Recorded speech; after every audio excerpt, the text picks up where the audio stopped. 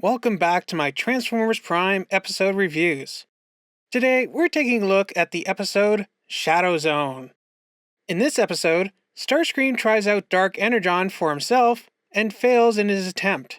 But when the Decepticons and Autobots' ground bridges are both opened in the same location, it results in the kids being banished to the Shadow Realm. Don't be so surprised, Pharaoh. It won't be long before you join him in the Shadow Realm, where they are stalked by the zombie Terrorcon version of Skyquake. This episode begins with Starscream waking up with Megatron at his bedside. He's looking pretty rough. Obviously, Megatron was not too gentle with him after the last episode. Know this, dear Starscream. Our position shall never again be reversed. That is what she said. Starscream leaves his hospital bed and passes by Knockout, who scolds him for being out of bed when he should be resting. Starscream, have you lost your senses? You haven't fully recuperated. Aww, it's kind of cute to see Dr. Knockout caring for the well-being of his patient. It's also pretty rare that we get to see the Decepticons actually show that they care about each other. It's kind of sweet.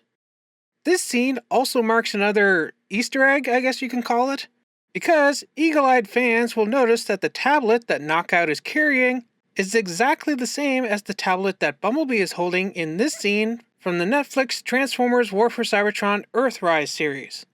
Well, obviously they changed the Decepticon logo on the back to an Autobot one, and it doesn't have the pink lighting on, but it's clearly the same model, just slightly modified. Which of course makes sense, because, like I mentioned in previous episode reviews, both Transformers Prime and the War for Cybertron trilogy were both produced by Polygon Pictures. So Starscream travels to the gravesite of Skyquake, where he chucks one half of the Dark Energon at him and jams the other half into himself, causing Starscream to go Super Saiyan Purple. Wait, have they done Super Saiyan Purple yet? They've done Super Saiyan Blue and Super Saiyan Rose, so I suppose if you were to somehow combine those two, it would then make Super Saiyan Purple, right? The Autobots detect Starscream's new power level and go and investigate, but Miko runs after them, who herself is pursued by Jack and Raph. By the way, how is RC so oblivious to them running behind her? Can she not hear the pitter-patter of little human feet? Is it just me, or does Miko run up this rocky hill better than Link in Breath of the Wild? I guess Miko doesn't have to worry about having a stamina gauge.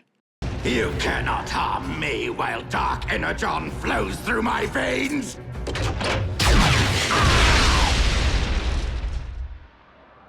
Why does this remind me of Loki in the first Avengers movie? I am a god, you dull creature, and I will not be bullied by that. puny god.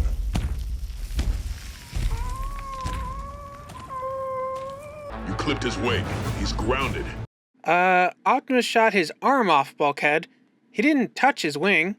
I'm pretty sure he can still fly even without his arm. So, both the Autobots and Starscream summon a ground bridge, causing a feedback loop, and while Starscream manages to get back to the Nemesis, the kids remain at their current location. But if two ground bridges sent to the same coordinates cross streams, the feedback could have triggered a system overload. Don't cross the streams. Why? It would be bad. What do you mean bad? Try to imagine all life as you know it stopping instantaneously and every molecule in your body exploding at the speed of light. Total protonic reversal. Wait, they finally have a Ghostbusters reference in this show, and where's Agent Fowler? He's not even in this episode. We soon learn that something strange is going on here. We're not alive. I don't want to be a ghost. I ain't afraid of no ghosts. We're probably in a different dimension. Some kind of alternate reality. A shadow zone.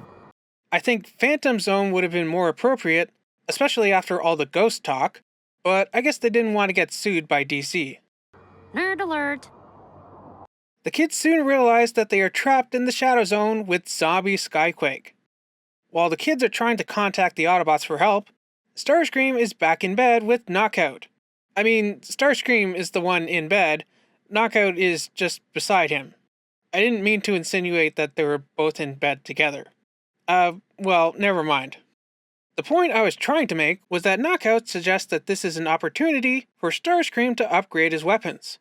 He first suggests a sonic cannon, which is apparently a nod to animated Starscream, whose weapons are actually described as sonic shock blasters in his toy's tech spec bio.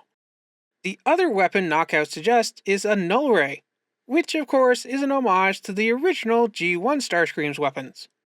Also, apparently in the Japanese dub of this episode, instead of the two previously mentioned weapons, Knockout suggests that Starscream get an arms micron. Obviously a little in-show advertising for the Japanese version of the Prime toy line, where each figure came with their own little partner micron, or minicon as we know them in the West, which mimicked the appearance of their weapons in the show. Back in the Shadowzone, the kids are working to try and fire Starscream's lost arm missile at Skyquake. Anyone know how to fire this thing? I don't see a trigger. Starscream did something with his fingers. Up, and away, Web! Shazam! Go! Go! Go, Web, go!